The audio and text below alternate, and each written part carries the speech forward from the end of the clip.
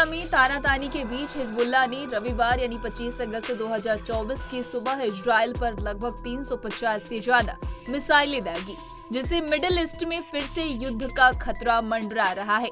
Hezbollah एक शिया मुस्लिम संगठन है जो राजनीतिक रूप से प्रभावशाली है।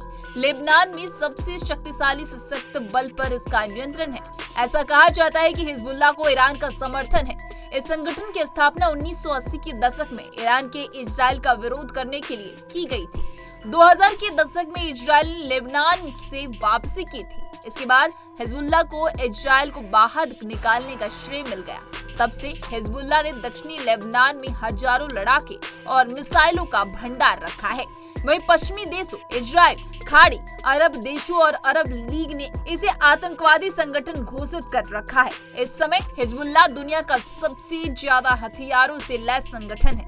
इसे ईरान से उपकरण मिलते हैं। लेबनान के नेता शेख हसन नसरुल्लाह ने दावा किया है कि उनके पास 1 लाख लड़ाके हैं। वहीं कुछ रिपोर्ट में कहा जाता है कि यह संख्या 20,000 से ज्यादा 50,000 के बीच है।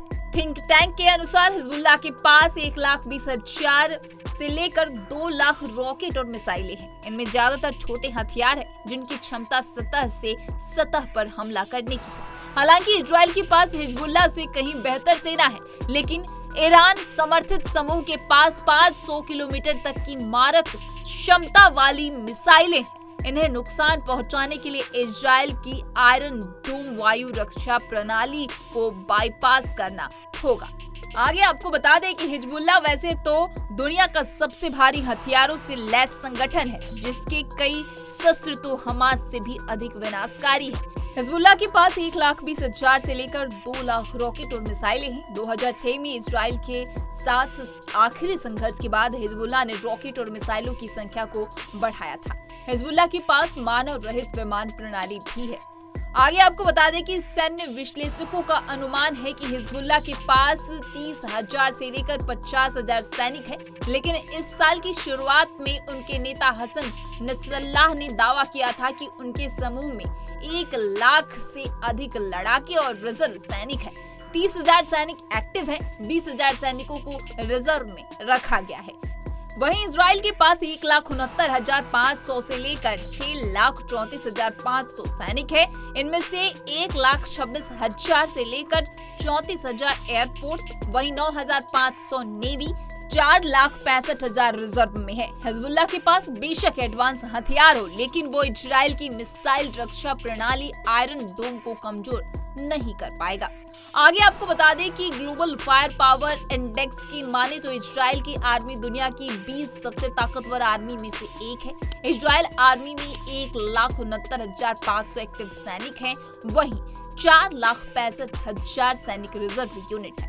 इजराइल के कुल सैनिकों की बात करें तो देश के पास 6,34,500 सैनिक है। इजराइल के पास 1 दर्जन परमाणु हथियार, 241 लड़ाकू जेट, वहीं 48 लड़ाकू हेलीकॉप्टर और 2,200 टैंक है।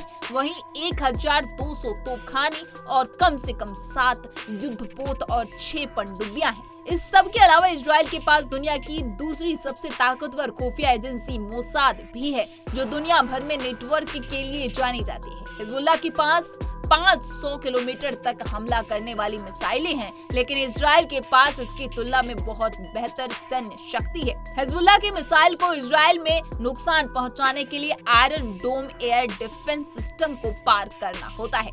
इजराइल बिना किसी रोक के हिजबुल्लाह पर हमला करता है। इस तरह की तमाम अपडेट्स के लिए punjabkesari.com को लाइक, शेयर, सब्सक्राइब करना न भूलें। धन्यवाद।